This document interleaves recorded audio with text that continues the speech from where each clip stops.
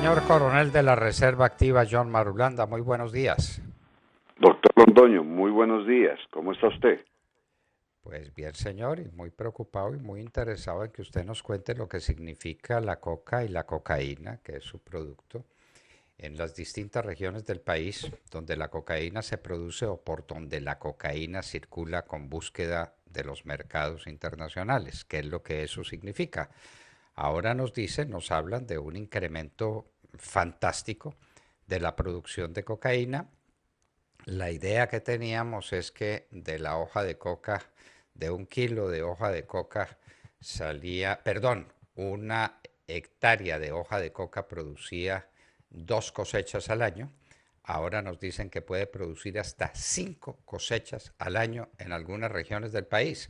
¿Para qué necesita sembrar más coca si la multiplicación por 5 o por 2 o por 3 depende de la calidad de la hoja de coca? Lo que eso significa para la seguridad nacional, doctor Marulanda. Doctor Londoño, desafortunadamente Colombia es el primer productor de cocaína en el mundo y esto tiene implicaciones muy serias para la seguridad nacional de Colombia y para la seguridad de muchos países. Eso es un panorama que tiene tantos detalles, tantas observaciones, tiene tanto de largo y tanto de ancho que sería corto tiempo, pero yo trataría de resumir esto en estos básicos principios. Primero, hemos venido creyendo que las mediciones que se hacen de la extensión de cultivos de hojas de coca nos dan una dimensión de lo que está sucediendo y no es así. Las mediciones que hace el sistema de las Naciones Unidas, el CIMSI, que ayer sacó un informe hablando sobre una posible mínima reducción, que a mi modo de ver no es reducción, sino un inicio de contención a la expansión que están viendo esos cultivos. Las mediciones que hace el Departamento de Estado, que normalmente están con un 30% de diferencia de las que hace el CIMSI. Las mediciones que pensaba hacer la policía con el CIMA, el sistema propio de la policía de nosotros, que por supuesto, como tantas otras cosas, no funcionaron, y las mediciones que hacen algunas agencias privadas o de inteligencia, esas más a ojo o con una información sobre el terreno con testigos que no tienen capacidad de realmente de medir qué es lo que está pasando. Todas esas mediciones nos hablan de unas extensiones de hojas de coca y hacen cálculos de potencial producción de esos cultivos, pero normalmente no tienen en cuenta dos fenómenos. Primero, uno que usted acaba de mencionar, y es de que ya la rotación de cultivos de hoja de coca ha pasado de 2 o 3 tradicional hasta 7 en algunos territorios muy proclives, muy fértiles para este tipo de semilla, como son Putumayo, Catatumbo y Cauca. Y segundo, hay biotecnología dedicada a mejorar la calidad de las semillas, lo que hace que el principio activo de la cocaína sea mucho más fuerte y por lo tanto la rendición que sale de estos cultivos sea superior no solamente por el mejoramiento de la semilla, sino por la calidad de los insumos que se utilizan para el procesamiento de la misma. De modo que si en el mundo hay circulando, dicen las Naciones Unidas, más o menos unas 1.500 toneladas de cocaína, toneladas métricas de cocaína hacia el año 17, hacia el año 18 se puede estimar que hay más o menos unas 1.800, 1.900, de las cuales Colombia produce casi el 90%. Imagínese usted pues todo lo que estamos produciendo ahora de cocaína y que se convierte en la amenaza contra la seguridad nacional y contra los colombianos número uno.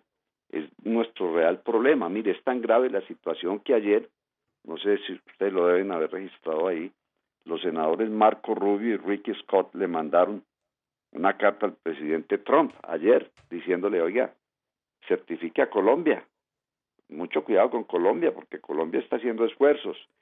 ¿A qué viene eso? Pues que en septiembre es cuando normalmente los Estados Unidos dicen a quiénes certifican, a quiénes no en esta lucha, y si no hubiera amenazas o indicios o riesgos de que Estados Unidos nos desertificara, pues este par de senadores no se tomarían la molestia de mandarle una carta al presidente Trump diciéndole, ojo pues con Colombia, que Colombia está haciendo los mejores esfuerzos posibles para controlar esta epidemia.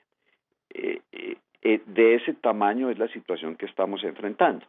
Al interior de los Estados Unidos, la estrategia, ellos tienen también una medición que hace un reporte de la Estrategia Internacional para el Control de Narcóticos, advierte que por primera vez en décadas en los Estados Unidos se está viendo un resurgimiento muy fuerte del consumo, no solamente de cocaína, sino de heroína, que está causando gran cantidad de muertos en los Estados Unidos.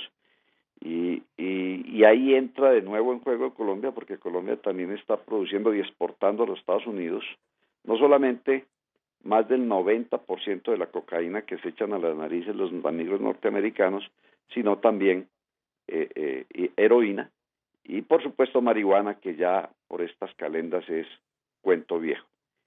Así es, a términos generales, el panorama que estamos enfrentando con este asunto del narcotráfico. Así es en términos generales y coronel John Marulanda, el problema es que hay regiones del país que están dominadas por los narcotraficantes, que no son todos colombianos, sino que nos invadió también la mafia mexicana, para más señas. Entonces uno se pregunta, quedar un statu quo en materia de superficie sembrada, primero no significa nada, porque esa misma superficie sembrada puede significar 2, 3 o 5 veces más producción que la que teníamos antes. Y eso parece que está llegando eficazmente porque ha habido un aumento en las incautaciones y normalmente los aumentos en las incautaciones vienen de la mano del aumento en la producción y en el tráfico. Y le repito, las zonas del país que están en poder de la mafia. Eso sí que es un tema para la seguridad nacional, señor coronel. Así es, doctor Londoño. Mire, con el equipo de trabajo que yo dirijo, hemos consolidado cantidades de informaciones para tener mayor claridad sobre eso. Hay dos corredores estratégicos en el país. Uno que llamamos nosotros el corredor estratégico del norte, que arranca desde el Catatumbo, pasa por el sur de Bolívar, Sucre, norte de Antioquia, sur de Córdoba y termina en Panamá o Costa Pacífica. Ese corredor es muy activo, no solamente, pero principalmente, en el movimiento de cocaína, sino también de minería ilegal. Ese corredor tiene un punto dinámico que se llama el Bajo Cauca antioqueño, en donde se está dando realmente la parte dura de confrontación, producción, control. Ahí se da pues la guerra en sí. Y desde ahí, usted sabe que ese es un punto, toda esa franja que le acabo de describir es muy rica en ganadería, en agricultura, en minería y, por supuesto, en cocaína.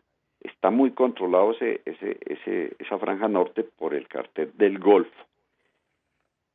Por supuesto, no la tiene fácil y tiene grandes confrontaciones con otras organizaciones como delincuenciales, como los Caparrapos, y en el Catatumbo hay un fenómeno muy especial porque en el Catatumbo se articula ese corredor estratégico del norte del país con un corredor que tiene el ELN que arranca ahí del Táchira y del Zulia y va a terminar en los estados de Amazonas y Bolívar en Venezuela.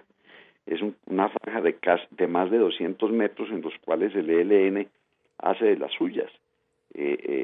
Cobra peajes, monta retenes, opera emisoras, distribuye las bolsas clave y demás en territorio venezolano con la protección del gobierno de ese país. Esa franja venezolana llega hasta el Catatumbo y ahí el ELN, que está en conflicto con el EPL, ahora llamados Pelusos, con gente de los Caparrapos, con gente del Clan del Golfo, ahí el ELN trata de extender su dominio por el corredor aquí en Colombia, que le acabo de describir, ese corredor norte, convirtiéndose eso entonces en un corredor geoestratégico y nacional, dominado básicamente por el narcotráfico y todos los tipos de contrabando fronterizos que usted se pueda imaginar. Ese es un control, ese es una franja, cual la fuerza pública está tratando de controlar con un dispositivo que la séptima división ha venido desplegando en zonas críticas como el Bajo Cauca, por ejemplo, y otros puntos críticos como Ituango y demás en Antioquia. Pero hay otro corredor, tanto o más largo que ese, que es un corredor estratégico al sur del país. Es un corredor que arranca desde Guainía, pasa por Guaviare, llega al Meta, va al Putumayo y termina en Cauca y Nariño, en la frontera con Ecuador, en la provincia de Esmeraldas y Manabí. Ese corredor es el que está tratando de reconstruir el cartel de las FARC en cabeza del señor Gentil Duarte. Y es ahí donde están el señor Iván Márquez y el Paisa y Santrich y todos estos señores, que se conecta, dicho corredor sur, se conecta también con Venezuela, precisamente con los estados Amazonas y Bolívar a través de Guainía.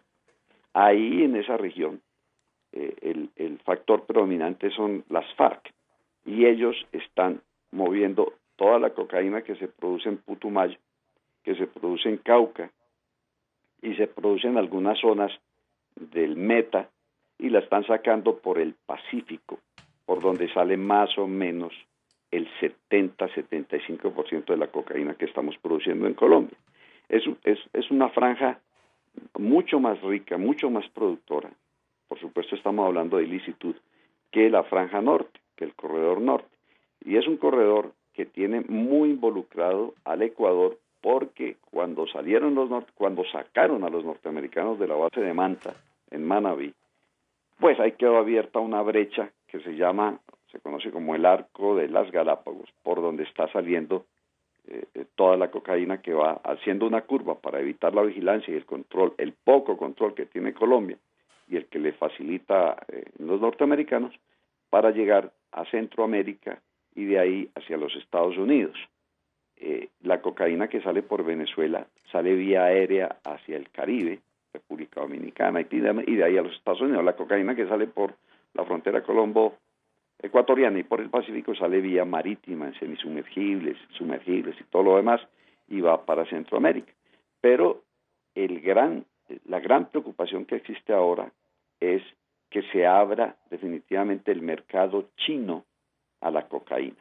Y ese es un estudio profundo que va a ser motivo de nuestro próximo libro sobre qué manera las tríadas chinas han venido controlando el comercio ilícito de los puertos del Pacífico en toda América Latina y cómo la apertura china y la presencia china en toda esta costa pacífica es una verdadera amenaza si se logra penetrar la cocaína definitivamente a China.